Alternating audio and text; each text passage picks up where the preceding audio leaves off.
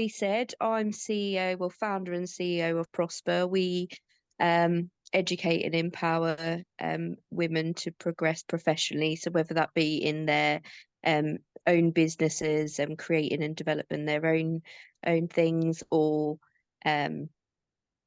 progressing up that corporate ladder and dealing with all the challenges that are faced when it comes to glass ceilings and trying to close the gender pay gap, etc. So all of that encompasses what we do. But yeah, today I wanted to talk about balance and the three things that in my 10 years experience and speaking to thousands and thousands of founders that always come up, and that I feel we really need to balance in order to really nail entrepreneurship and really succeed when it comes to growing and scaling businesses. So sorry, my puppy's just decided to nuzzle me and try and hide under the blanket because it's cold in Norfolk where I am, so I'm under a blanket.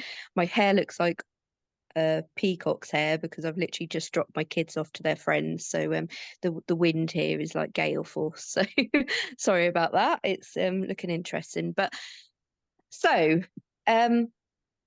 what usually happens in my experience, and from speaking to a lot of people who are founders and they're setting up their small seeds to turn into big oak trees, as we say, is that the first thing that most tend to do is they dive straight into the one of three things that you need, and that's the businessy stuff. So they'll have an idea and they'll take that and say, right, okay, let's look online and see what we need. And obviously all the gurus and all those sort of experts will be saying you need a business plan, you need a to set up a founding team, so they'll go off on this tangent to set up all their different roles. They'll be the CEO, they'll recruit a CFO, a CTO if it's a tech company, etc., etc. So they'll kind of go off on that tangent, pull together the sales stuff they need, the marketing stuff they think they need, and all of that good stuff, which is really, really powerful. And of course, creating and scaling businesses requires action, right? So it's really important that that area is focused upon. So they basically sort of dive into this head first, go online and look at all the businessy knowledge, how to set up a business, how to start a business, how to scale a business, etc., etc. And so they'll be doing all this good stuff.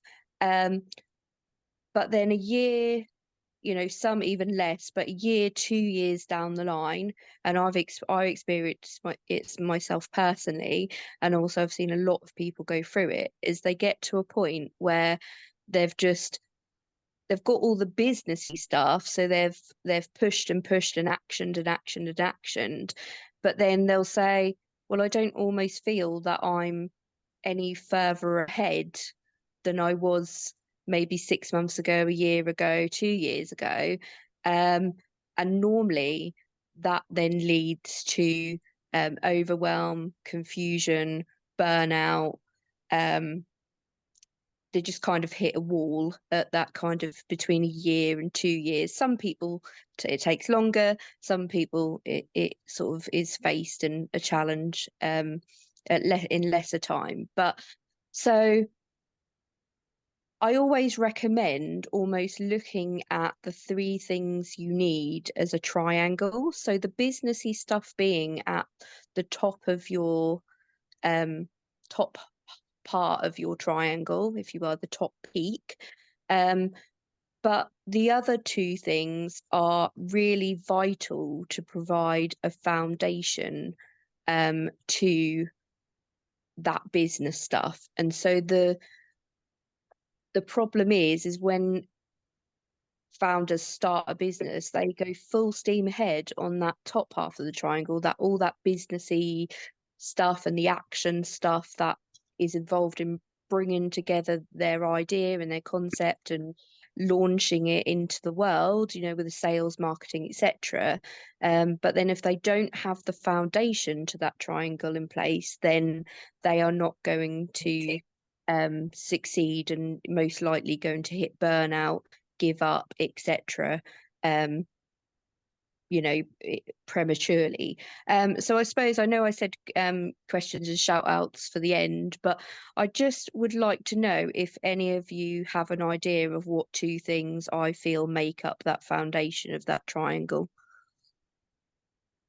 Got any ideas? Purpose. Purpose, that's a good one. Yeah. Any others? Anyone else? Buddy's got something to say. I'm not sure what it was, but um, so I keep it very general terms, but hey, shh, pipe down. I the first thing would be well-being. So I suppose that purpose was a good one, but it's more about you as a person as opposed to all that other good stuff. So one of those things that makes that foundation of that triangle is well-being. So your physical health, how well you exercise, you know, keep yourself fit and healthy, quality of sleep. We all know as founders that we often have sleepless nights, early mornings, late nights, work through the night. I see some of you smiling and stuff. So yeah, it's kind of we're all ambitious and we all want to, you know, we're driving this vision forwards. But often things like eating well, exercising well, sleeping well, all of those things get sacrificed because we're so focused on this vision and what we want to achieve with our company that, and there's so much work, right? It's kind of so those things slip and those things don't become a priority. But they're a foundation, because if you don't have those, then you're not in the best shape you can be to be able to action all that businessy stuff, you know. So that's why flipping it on its head and actually starting as you mean to go on as a founder, and I don't know how far all of you are on your founder journeys. I'm now 11 years into mine, when I first started my first business, and it took me a while to learn that looking after myself and my own well-being is really important, because if I'm not in the best shape I can be, then my business is not going to be in a great shape. I'm not going to make the best decisions I can do. You know, I'm not going to make balanced decisions and good choices that are good for the long term. And obviously, being a founder, you're usually the leader of your vision. You're the one that is bringing people on board. You are cultivating and strategizing and planning to make this vision come to life that you have. Now, if you're not at your best, so you're not sleeping, you're not exercising and looking after your body, you're not eating well, then you're likely to, there's that saying, if you don't make time for your wellness, you'll have to make time for your illness. And that's been true for me on my journey. I suffer from IBS, and that's induced by stress and not sleeping properly and stuff. So I get really ill. I also suffer from depression. So I then kind of, that when I don't eat right and sleep the amount of time I need, then that has an impact on my body. And then obviously I'm not showing up in my business the best I can do. One aspect of that well-being that a lot of people don't think of when it comes to, you know, they think of the exercising, the sleeping, and the eating, but they don't also think about rest, you know, and just allowing themselves to sit and do nothing, or sit and read something that isn't a business book or an entrepreneurial type book or a self-help book, just reading a novel or sitting and binge on Netflix, if that's what you do to rest. Rest is so crucial because usually it resets your body. You usually reflect on past experiences and then make better decisions. And so a lot of people don't prioritize rest, but actually it needs to be one of those factors within that well-being area to build the foundations of your business upon. And then, so based on this, I don't know if any of you, as I've been talking, can you guess that second, so that bottom part of the triangle, or the third thing that you would need to balance?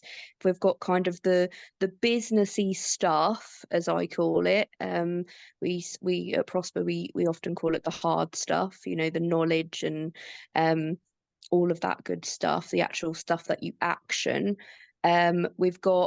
And then we've got the foundation of the triangle, the softer stuff, as we call it, which is your well-being, so your body and your sleep and all of that stuff. So what do you think is the third and arguably most important thing? Your network, having the right support network, the right people around you. I'd go for. No, but that is a good point, and I will come. We'll touch upon that in a moment. So that's a good point. Thanks, Dave. Anyone else? No, everyone's it's probably early on a Friday. Everyone's already checked out. Um, the third and very much the most important, and I touched upon it a bit upon in the well-being, is your mindset, is your mind, so your brain. What we tell ourselves, the majority of what we tell ourselves is complete and utter BS. It's complete and utter rubbish. We tell ourselves that we're not good enough, we're not educated enough, we don't know enough, we don't know the right people, we can never be successful. We can, all of those complete and utter rubbish things that we tell ourselves every day that actually forms our reality. So if we're not looking after our mind and we're not telling ourselves the right things and doing such practices as journaling, just sitting and thinking, some like to do, sorry, my phone was ringing, meditations or those sort of practices, a lot of people find really useful. That kind of calms your mind, and that obviously helps with eliminating stress. It helps if you've got a mental health condition like me, because obviously you're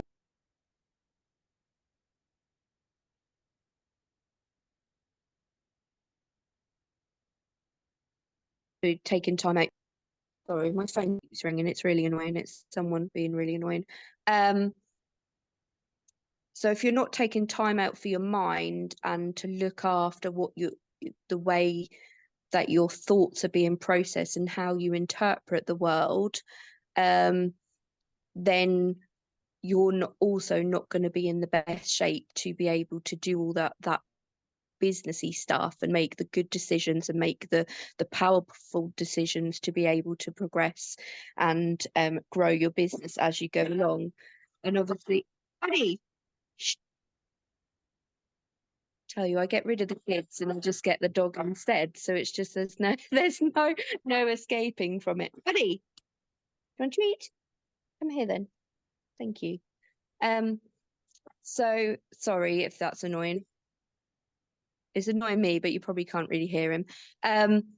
So yes, if you don't look after your mind and what you're telling yourself and how you process the world around you, then that's going to have a massive impact. And the majority of women that we work with and we speak with, they usually, the reason that they're wanting to give up is because their mindset's not in the right place. So they are telling themselves they can't achieve things.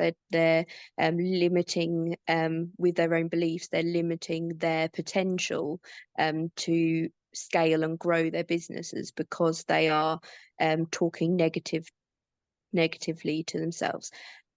So that's how I like to look at the triangle of success in entrepreneurship, is very much those two bottom parts being mindset and well-being and all of the factors that come into those, and actually build the businessy stuff on. And that's what a lot of people do wrong, is that they start with the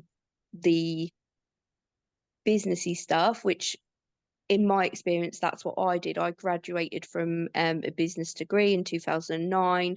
I had the knowledge, and I'd studied how to run a business, so I knew all of that good stuff and what elements were included. But what I neglected was my own well-being and my own mental health and mindset. So then I kept hitting barriers along the way, because of my physical health, because of my mental health. And that obviously, that meant that I would make decisions that weren't right for me, weren't right for the business, because I wasn't in best shape. So now it comes to what we can do to help build those and balance those three aspects. So Dave made a good point and said that your network, is your net worth, as they say, the big wigs say, and it is true. The support that you get around you, and it's not just in terms of that top peak of the triangle, the businessy stuff. It's also, if you identify that you are struggling mindset wise, or well-being wise or whatever, seek a coach or a mentor within that specific area. So if you want to improve your health, maybe, but you're not eating right, then seek support from a nutritionist or a PT, or someone that can help in that specific area. It's not just about, oh, I want to progress my business, so I will get a business coach, or I need the businessy stuff. It's also about looking at those other areas and saying, right, if I'm struggling mindset, mental health, can I maybe speak to a confidence coach, or can I speak to a therapist, or can I, who within my network can help with that specific area. So network is key, the seeking support and asking for help. It's amazing how in whatever area, and I suppose the health and the businessy stuff, so the well-being and the businessy stuff, we're more likely to seek help for. The mental stuff still has a little bit of a stigma. However, if you're struggling in that area, which is, statistics show entrepreneurs and founders mostly struggle with mindset and mental health as their main challenge, then actually seek support in that, or just speak to a friend or a colleague who you can confide in. And usually a good old chinwag and a cup of tea can kind of fix it. It doesn't have to be something some serious therapy or counselling or that kind of thing. But so network and support is definitely key. Also, don't be afraid to ask for help, because that is there's always someone out there willing to help. The amount of times that, if I've not known anyone in my network, but I've put a message on LinkedIn or messaged someone to ask if they know anyone, it's amazing how if you ask, you will receive, and someone even within your network or others that will be willing to support. So definitely ask for help. Also, the key is very much, when it comes to balancing these three aspects, is that they're not going to be the same for everybody. So like I said with myself, I've noticed that my mindset and mental health struggles, I've obviously got a quite a good business acumen. Can't even say that word, but I've got good foundations in terms of business knowledge because of the studies I've done and the leadership courses and all that sort of thing. However, the mental stuff is what challenges me the most. So for me, I know I have to put more work into, so more percentage of my energy into that part of the triangle than I do the other two. However, as I said before, this year has been turbulent for me, and I've actually recovering from spinal surgery at the moment. So my well-being is really important at the moment because of my recovery. So, you know, I would say in the last few months, my percentage balance would probably be sort of 60% of the well-being stuff, 30% of the mindset stuff, and then just 10% of the business stuff, because I've had to put energy into my recovery, my body, also looking after my mind as part of that. So, but as well as being different for everybody, also for you personally, this balance might look different day by day, you know, minute by minute sometimes, you know, especially like month by month, week by week, depending on what's going on in your life and what's going on in your business. For example, you might have a big contract that you're needing to fulfill in your business, so you know that you have to focus more on the businessy stuff and you have to let the other stuff slip because you've got that big project or that big deadline. But then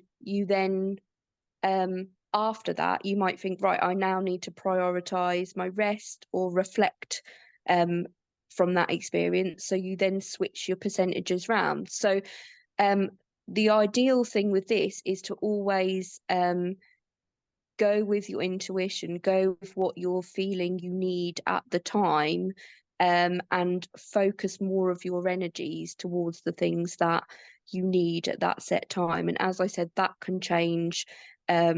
We all know what entrepreneurship and foundership is like. You know, there's different challenges that come our way, so things change quite rapidly. So it can potentially, you might need to balance different things at different times. But that's the key, is to actually reflect on, constantly check in with yourself and reflect on what you need and what your business needs and what you need personally, and then align those percentages of those three areas: the business stuff, the mindset stuff, and the well-being stuff, and basically recalibrate those things based on what you need at that specific time. And I think that is the key to a happy founder and a successful business. And there will be challenges along the way, but if you can rebalance those things and check in with yourself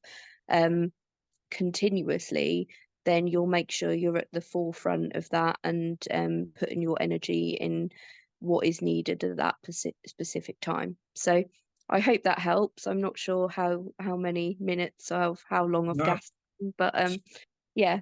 Serena, that was brilliant. Before I turn to the room for questions, something I want to say about the founders. I think groups like Start to Stand Up, ProspHER, and there's countless other peer-to-peer groups for founders out there, are really important, because when it comes to talking to like friends or family or people outside your business network, they might not understand what a founder goes through. I think there's different circumstances than if you're in a sort of paid role somewhere. So I think groups like Start to Stand are really important, because they're on the same page mostly. They understand what it's like to be a founder, the sort of tremendous ups and downs, the constant roller coaster ride, if you like, of being a founder isn't often experienced by people who work in the corporate world. You know, that tends to be more leisurely and steady. But I think it's important to choose your tribe and find a trusted community. Yeah, any questions, definitely. Guys? Any questions for Serena while she's with us this morning? Laura. Hello, lovely to meet you. Thank you so much. Yeah, I was sort of reflecting on the things that you were sharing. And for those of us that are thinking about like scaling a business, some of the things that we can put in place as we do that and recruit new people to the team. And I know obviously your focus is on women and some of the specific challenges that women might face, particularly around mindset. We've had some quite interesting conversations on this group before about imposter syndrome and stuff like that. But I just wondered if you've got any kind of like hints and tips in terms of like things to embed in company culture, or things that we should maybe think about in terms of like employee health and wellness and support that kind of pick up some of the lessons that you've learned. I would probably say, I think the question almost has two parts, because what I would say you embed in your business as early as possible is processes. So if you can automate them, you know, if you use central CRM system the earliest you can, even if it's like, you know, we use HubSpot, but there are loads of different ones out there. There's a lot of free versions to begin with, so you just start being really organized from the start and having that central system, and then as you grow and your team grow, they can then be part of that system, and you can automate a lot of things and that sort of thing, which does make life a lot easier as you're scaling. So I would suggest doing that and having that those central processes and putting them on some sort of system is really helpful. When I had my first business, that was a VA business, so virtual assistants, and that was an agency. We grew to just over 30, a team of 30. So it's still relatively small, and I learned quite quickly that you know, I wasn't as organized as I thought I was, and so as like the team sort of grew quite quickly, and it revealed a lot of gaps in the processes, and we kind of had to scramble around for to pull things together. So I think having those somewhere written down is really helpful, because as you then grow, the team can kind of get on board with those a lot quicker, and you're kind of keeping your brand consistent and the way that things are done within your organization consistent as well. So that's probably what I'd recommend for the kind of the first part of your question. And then you said about company culture, and I always at ProspHER, we've always like said that health and family comes first. So I suppose just being a decent human being as a leader, and kind of, you know, I started my career before I started running businesses as an estate agent, which is a very sort of competitive, better now, but back then very male dominated industry, sort of very sales driven, and you know, it was kind of work before family, before health, before. And I suppose it comes back to what I just said about having those foundations of that triangle is actually, you know, if your mindset and your health and well-being aren't at their best, then the business, whether it's your business or someone else's business, is not going to perform in the way that you could if you're healthy and happy. So I think I kind of apply that to you know, general sort of logic to the situation. You know, if someone's at the moment, one of our team is struggling with one of her family has been diagnosed with cancer, so obviously that's a difficult situation. So I think being a decent human being and saying, okay, what can we do to support her in terms of taking off a workload, or talking to her, or whatever it may be, we try and do that on a one-to-one basis as much as we can. Obviously, as you scale and become bigger, it's more difficult, because it's more difficult to check in directly as a CEO to all of the team. However, I make sure that cascades down, and that actually everyone is treated as an individual, and that they always realize that there are more, you know, I always say there are more important things than prosper. You know, there are in life, there are to me. I've got children, a husband, you know, and they're my priority. If I had to choose, you know, I would choose them above. So I almost just apply that logic to the team and to business, really.